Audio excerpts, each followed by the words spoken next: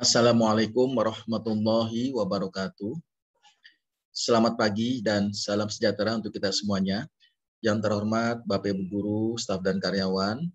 Yang terhormat seluruh siswa-siswi SMP Negeri 77 Jakarta. Dan yang sangat kami banggakan, sangat saya banggakan adalah orang tua siswa kelas 7, kelas 8, kelas 9 yang berbahagia. Pertama-tama marilah kita panjatkan puji dan syukur kehadirat Allah Subhanahu wa taala Tuhan Yang Maha Kuasa karena pada pagi hari ini kita masih dalam keadaan sehat walafiat. Bapak Ibu sekalian, pada hari ini saya ingin menyampaikan satu tema yang menarik, yaitu pendekatan cara mendidik generasi milenial, di mana di zaman pandemik saat ini, Bapak Ibu sekalian, anak-anak kita perlu perlakuan khusus bagaimana supaya mereka mau belajar dengan gaya remajanya, dengan gaya pengetahuannya. Bapak Ibu sekalian, yang pertama adalah memiliki hubungan yang pribadi yang kuat. Sebagai seorang guru ataupun sebagai seorang orang tua, kita diharapkan mempunyai hubungan pribadi yang kuat dengan anak didik kita, dengan anak kandung kita. Sehingga dengan hubungan pribadi yang kuat ini, maka anak kandung kita akan merasa nyaman dan dalam berkomunikasi dengan orang tuanya. Bapak Ibu sekalian, orang tua dalam hal ini adalah sebagai pendidik. Sehingga dengan hubungan pribadi yang kuat, mereka merasa nyaman dengan orang tuanya. Tidak hanya nyaman dengan gurunya, tapi dengan orang terdekat di rumahnya. Sehingga mereka dapat berinovasi dan dapat menggali ide-ide yang kreatif. Contohnya adalah gunakanlah tata bahasa yang sesuai dengan gaya komunikasi anak-anak zaman sekarang, Bapak Ibu. Gunakan bahasa tubuh yang dapat dimengerti oleh mereka. Mereka sangat familiar dengan IT. Gunakan bahasa mereka. Pahami bahasa keseharian mereka. Sehingga mereka dapat menggali potensi yang ada pada diri mereka sendiri. Mereka nyaman karena kita menggunakan gaya bahasa yang dimiliki oleh mereka. Yang kedua adalah menyampaikan cerita inspiratif Bapak Ibu dari dunia yang mereka kenal. Misalnya Bapak Ibu menyampaikan cerita-cerita inspiratif tentang cerita ruhani, teknologi IT, seni budaya, ilmu pengetahuan dan teknologi, atau karya-karya teknologi yang saat ini sedang booming, Bapak Ibu. Sampaikan cerita-cerita inspiratif sehingga mampu membuka cakrawala pikiran dan hati mereka. Anak didik kita, ketika hati dan pikirannya sudah terbuka, maka mereka akan terpicu, ya, emosionalnya secara positif, akan keluar ide-ide dan inovasi-inovasinya. Ini yang kedua Bapak Ibu. Sampaikan cerita-cerita yang inovatif. Contohnya adalah cerita tentang ruhani, mobil listrik, mobil magnet, kereta magnet, ya, orang terbang, tentang drone, ya, tentang kamera, teknologi nano, dan lain-lain. Sampaikan cerita-cerita yang inspiratif sehingga membuka cakrawala dan pikiran mereka. Sangat menarik Bapak Ibu. Mereka sangat suka dengan cita-cita yang inspiratif seperti ini. Bagaimana caranya Bapak Ibu? Dimulai dari why, ya. Dari kedalaman permasalahan, ya. Mengapa? Sehingga dengan pertanyaan mengapa, mereka akan mampu untuk mengkonstruksi ide. Mengkonstruksi ide-ide dan permasalahan serta mencari solusi-solusinya sendiri. Hindari kata-kata menjelaskan, memaksa, mendikte, ya, mengikuti cara-cara aturan-aturan lama. Anak kita tidak boleh duduk dengan rapi di meja seperti ini, Bapak Ibu, seperti zaman dahulu kita belajar. Tidak boleh, Bapak Ibu. Mereka adalah generasi milenial yang inovasinya akan terbuka dengan kata-kata mengapa. Tertantang mereka. Berikutnya adalah contohnya, Bapak Ibu. Mengapa handphone saat ini, Bapak Ibu, ya, dapat beroperasi dengan mengedipkan mata atau dengan melambaikan tangan. Namun handphone saat ini mungkin masih belum dapat mendeteksi perasaan orang lain, perasaan saya. Tetapi nanti mungkin 10 tahun ke depan, 20 tahun ke depan, handphone dapat mendeteksi perasaan orang lain. Oh, Pak Fajar perasaannya sedang gembira. Oh, Pak Fajar sedang sedih.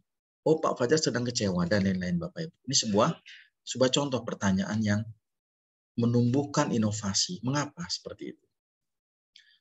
Berikutnya adalah belajar dari tren yang mereka sukai. Bapak Ibu sekalian, anak kita, anak-anak yang cepat sekali mengikuti tren atau perkembangan zaman. Mereka tidak tertarik dengan materi-materi yang jadul, Bapak Ibu. Oleh karena itu, Bapak Ibu sebagai orang tua, sebagai guru, sebagai orang tua, jangan sampai ada sesuatu yang hilang, Bapak Ibu. Missing link maksud saya di sini. Mereka sudah sampai kepada teknologi di zaman now. Tapi kita masih teknologi klasik, Bapak Ibu. Contoh, mereka menggunakan laptop, kita menggunakan mesin ketik, Bapak Ibu. Tidak nyambung. Oleh karena itu, kita wajib, Bapak Ibu ya, belajar dari tren yang mereka sukai. Karena dengan tren-tren yang mereka sukai akan menarik perhatian mereka, Bapak Ibu. Ya, Bapak Ibu sekalian, kita ikuti tren yang mereka sukai. Supaya mereka nyaman dengan kita, Bapak Ibu. Nyambung dengan komunikasi kita. Kita jangan gaptek, Bapak Ibu ya, dalam menangani anak yang suka belajar seperti ini. Contoh, yang dibicarakan dalam tren iptek adalah misalnya intranet, ya, Zoom, drone, ya, aplikasi pembelajaran, ya, tren dengan saat ini adalah Google Classroom, ya, Bismart. Ini mereka sangat-sangat suka, Bapak Ibu. Mereka tidak ingin mengkaji hal-hal yang jadul, Bapak Ibu. Oleh karena itu kita dampingi anak kita, juga kita pelajari tren yang saat ini sedang mereka sukai untuk menjadi bahan komunikasi. Yang kelima adalah biasakan dengan pertanyaan dan jawaban, Bapak Ibu. Sehingga mereka ada rasa ingin tahu dan termotivasi kuat untuk mengikuti kajian pembelajaran selanjutnya. Berikan mereka pertanyaan dan jawabannya. Ya, sebagai contoh Bapak Ibu. Mengapa saat ini ponsel atau handphone belum mampu mendeteksi perasaan lawan bicara? Karena teknologi saat ini belum mampu menjangkaunya.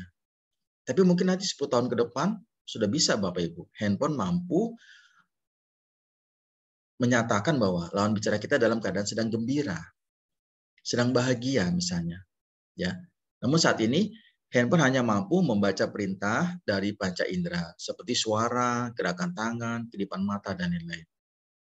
Ya Bapak Ibu ya, kita pernah melihat handphone dengan lambaian tangan dia dapat memfoto Bapak Ibu. Klik dapat memfoto ya.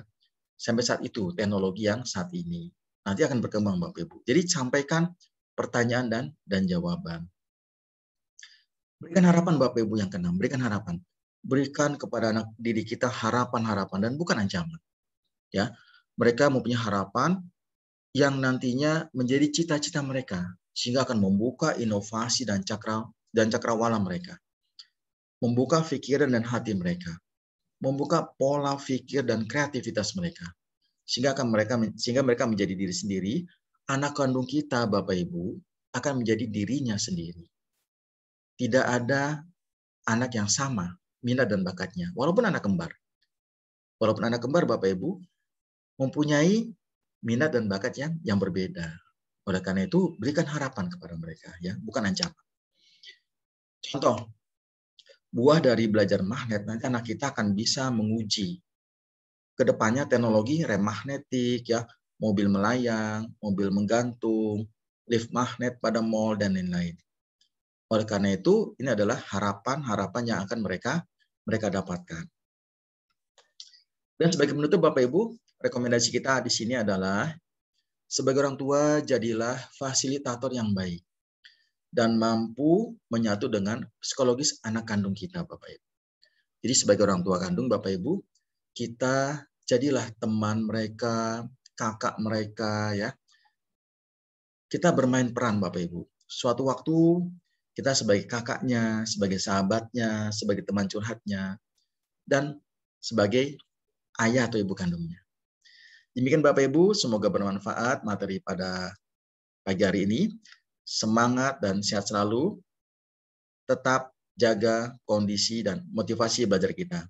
Terima kasih banyak. Assalamualaikum warahmatullahi wabarakatuh.